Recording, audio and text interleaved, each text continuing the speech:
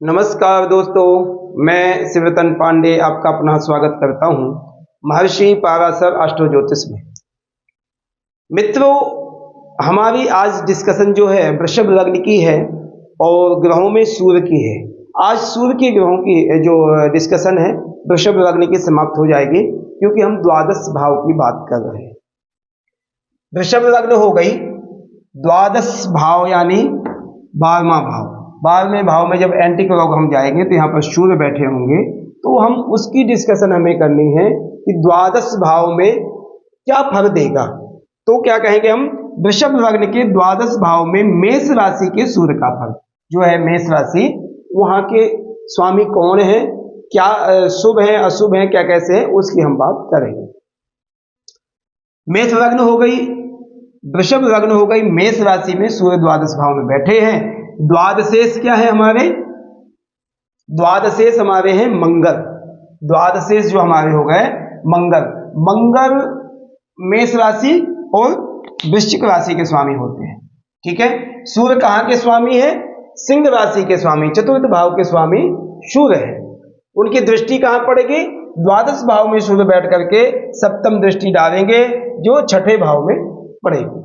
Okay, अब सूर्य यदि सिंह राशि के स्वामी हैं, द्वादश भाव में पड़े हैं, तो द्वादश भाव के कारक कौन सा ग्रह है, द्वादश भाव का कारक जो हमारा है वह शनि है। हमारे जो कारक ग्रह है वह शनि है। ठीक है, द्वादश भाव के हमारे कारक कौन है, शनि है। अब वहां पर राशि कौन सी बनी है, मेष राशि है। मेष राशि हम किन नक्षत्रों से बनती है, अश्विनी भरणी कृत्तिका नाम पादे मेषः। अश्विनी भरणी कृत्तिका, अश्विनी के 4 चरण, भरणी के 4 चरण, कृत्तिका के 1 चरण इक्वल टू 9 इंटू मेष राशि।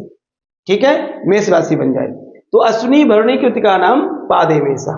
अब वो अश्विनी के 4 चरण है, तो यानी 13-20 अंश तक यदि मेष राशि में सूर्य हैं, तो वहां पर हमारे सूर्य वहां किस नक्षत्र में होंगे, अश्विनी नक्षत्र में होंगे। वहां के स्वामी हमारे केतु हो जाएंगे। दूसरा नक्षत्र है अश्विनी मेष राशि का भरणी। भरणी यानी 13-20 से लेकर 26-40 तक होंगे, तो वहां पर सूर्य हमारे भरणी नक्षत्र में होंगे। वहां के स्वामी हमारे शुक्र हो जाएंगे। तीसरा, सूर्य यदि हमारे कृत्तिका नक्षत्र में है तो 26-40 अंश से लेकर के 30 अंश तक, यानी 1 चरण ही है, वहां के स्वामी हमारे कृत्तिका नक्षत्र के स्वामी हो जाएंगे हमारे सूर्य देवता खुद स्वयं। ठीक है, कंप्लीट हो गया हमारे नक्षत्रों का काम। पूरा बोर्ड का जो मोटा मोटा था हमने बता दिया। अब हमें डीप में जाना है, क्या हम रिसर्च करेंगे। एक तो हमारी जो वीडियो है 149वीं वीडियो, 149 वीडियो आज हमने अपलोड करनी है।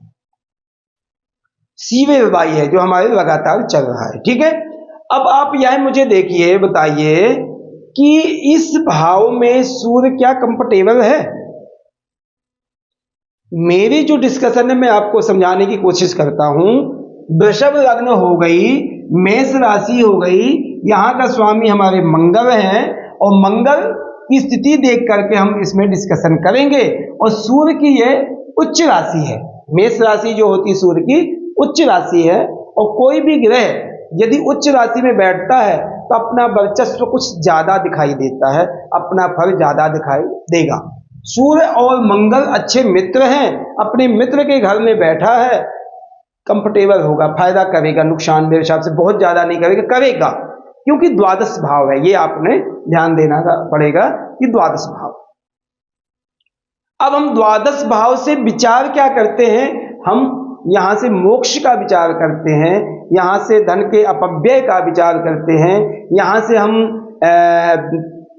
हॉस्पिटल का विचार करते हैं, यहां से हम जेल का विचार करते हैं, यहां से हम एकांतवास का विचार करते हैं, यहां से मानसिक शांति का विचार करते हैं। ये सब चीजें हम द्वादश भाव से विचार करते हैं। वहां पर सूर्य उच्च के बैठ गए हैं, क्या क्या फल हमें अच्छा देंगे। हम यहाँ पर विदेश का विचार करते हैं, विदेश जाने की यात्राओं का विचार हम द्वादश भाव से विचार करते हैं। ठीक, अब द्वादश भाव से जब हम ये सब चीजें विचार करते हैं, वो अपनी मित्र राशि में सूर्य बैठे हैं, तो क्या आपको अच्छा बेनिफिट देंगे, एनर्जिक हैं।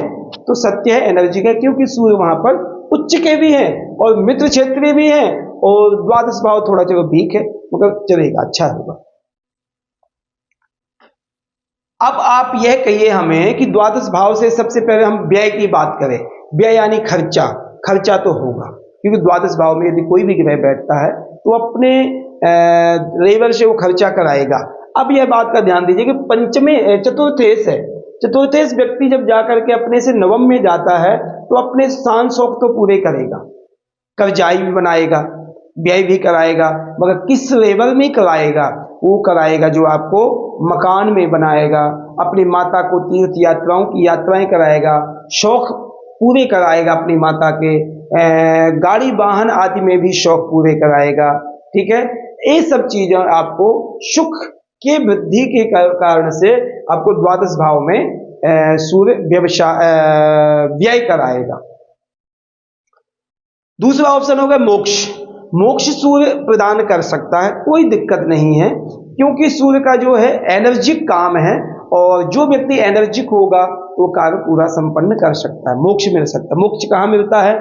धार्मिक कार्यों में, किसी को ब्लेसिंग देने में, किसी का आशीर्वाद लेने में, बड़ों का आशीर्वाद लेना, ये सब चीजें आपको हो सकती हैं। एकांत वासा, एकांत में रहना, एकांत में जब रहोगे मन शांत होगा, आप किसी के गलत सोचोगे नहीं, आपके मन में गलत हैबिट नहीं बनेगी, आपका नजरिया अच्छा होगा, क्योंकि एकांत में रहोगे तो ये सब चीजें आपको होंगी।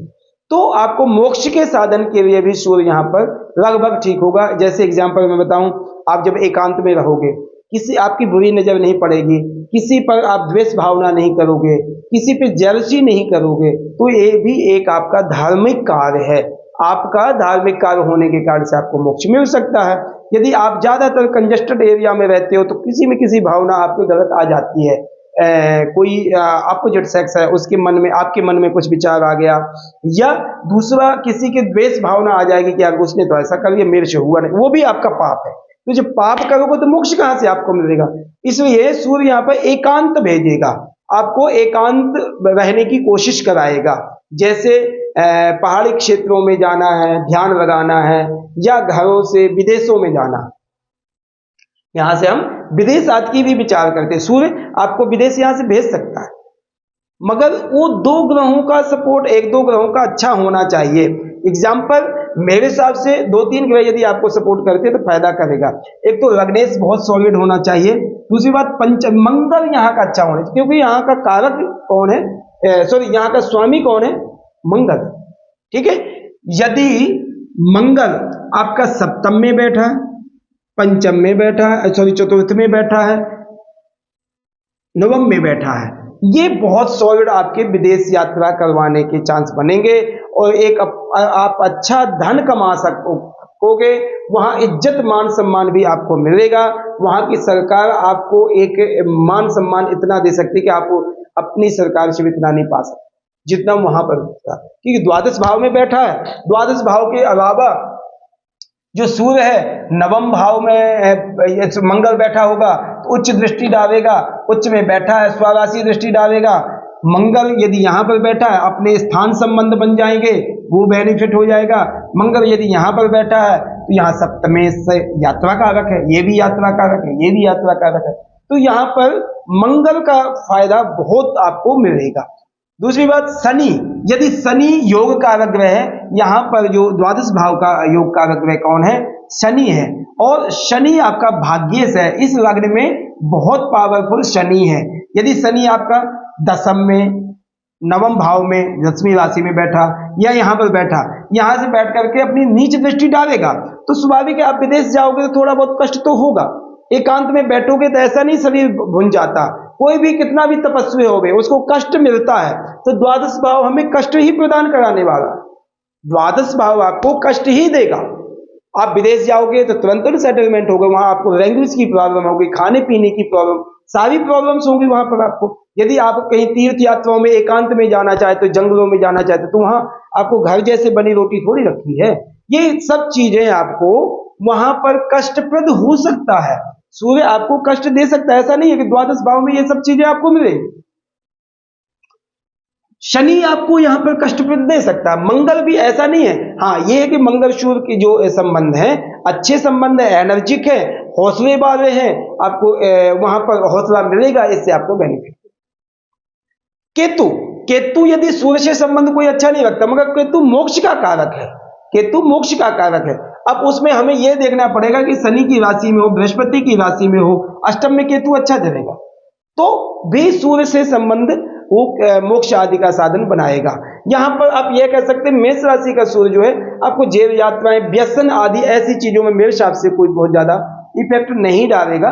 सूर्य वहां पर उच्च के हैं, एनर्जिक कार्य करने के लिए सपोर्ट करेगा। सूर्य की सप्तम दृष्टि नीच दृष्टि पड़ेगी छठे भाव में, यहां पर हमें बीमारियां सूर्य देंगे और सूर्य जो बीमारियां देंगे आपको पेट से संबंधित है, घुटने के ऊपर से संबंधित, जो मूत्र आदि से संबंधित ऐसे संबंधों में आपको दिक्कत आएगी। शत्रुओं से थोड़ी बहुत दिक्कतें आएंगी क्योंकि नीच दृष्टि ही है, सूर्य उच्च बैठे मगर नीच दृष्टि, उसमें लग्नेश का रोल ज्यादा होगा क्योंकि लग्नेश वहां के स्वामी है। यदि सूर्य शुक्र थोड़ा बलवान है तो छठे भाव का प्रभाव उतना प्रभाव बुरा नहीं होगा, अन्यथा सूर्य तो यहाँ पर प्रदान करेंगे क्योंकि उनकी नीच राशि है। और दूसरी बात, शुक्र यदि कमजोर हुए तो आपको ये प्रॉब्लम्स आएंगी। अब हम सूर्य की यदि नक्षत्रों की बात करें, अश्विनी भरणी कृतिका, अश्विनी नक्षत्र में यदि केतु है, वहां के स्वामी केतु है, अश्विनी नक्षत्र के स्वामी केतु है। केतु उस भाव को पसंद तो करते हैं मगर सूर्य को पसंद नहीं करते, मंगल को पसंद नहीं करते, तो ये आपको दिक्कतें आएंगी। केतु ये सब चीजें दिलाता है, सूर्य आदि इन चीजों से थोड़ा सा दूर रहते हैं और आपस में संबंध अच्छे नहीं है, तो केतु या सूर्य यदि सूर्य नक्षत्र में है तो उतना कंफर्टेबल नहीं रहेंगे, आपको दिक्कतें परेशानियां आदि आएंगी। यात्रा कारक ग्रहों में ये केतु जो है यात्रा कराएगा मगर गलत यात्राएं करा सकता है। सूर्य यदि भरणी नक्षत्र में है तो वहां के स्वामी शुक्र है। भरणी नक्षत्र जो है एक सेक्स आदि को, अपोजिट आदि को सपोर्ट करता है और वहां के स्वामी शुक्र है।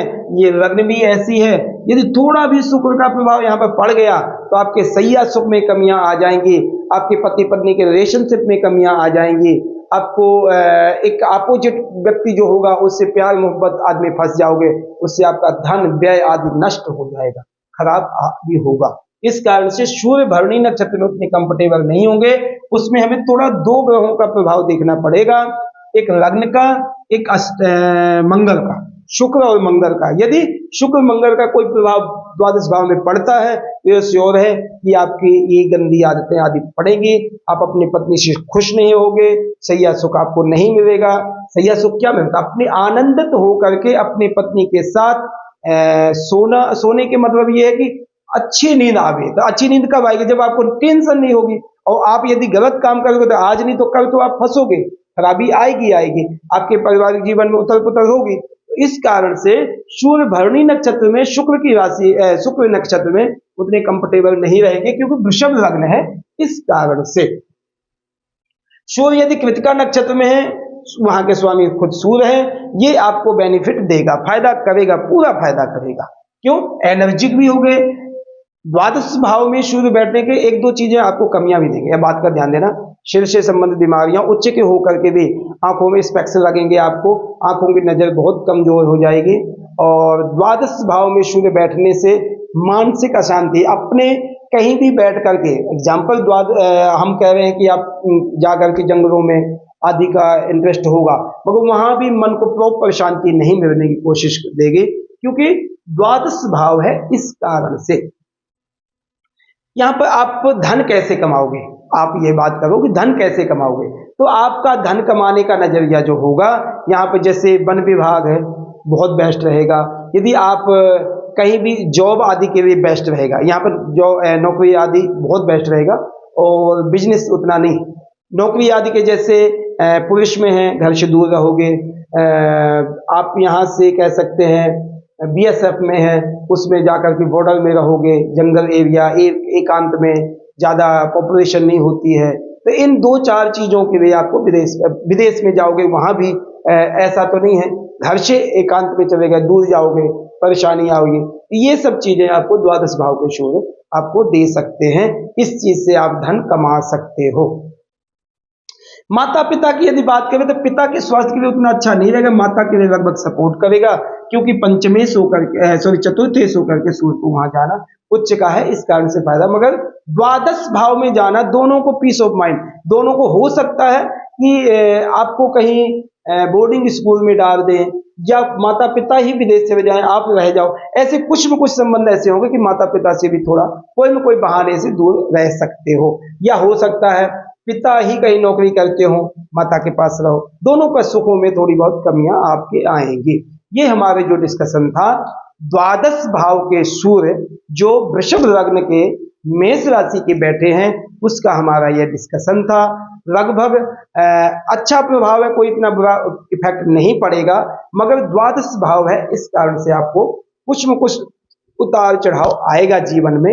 ऐसा नहीं कि स्मूथली आपका जीवन अच्छा चल जाए। मैं आपसे रिक्वेस्ट करूंगा प्लीज कि आप हमारे चैनल महर्षि पाराशर एस्ट्रो ज्योतिष को ज्यादा से ज्यादा प्लीज सब्सक्राइब करें, कमेंट करें, बेल आइकन की बटन दबाएं, शेयर करें प्लीज। जितना ज्यादा आप हमें ग्रोथ देंगे उतना ही हमारा मन और फायदा करेगा और हम अच्छी चीजें आपको प्रदान करने की कोशिश करेंगे। धन्यवाद, नमस्कार।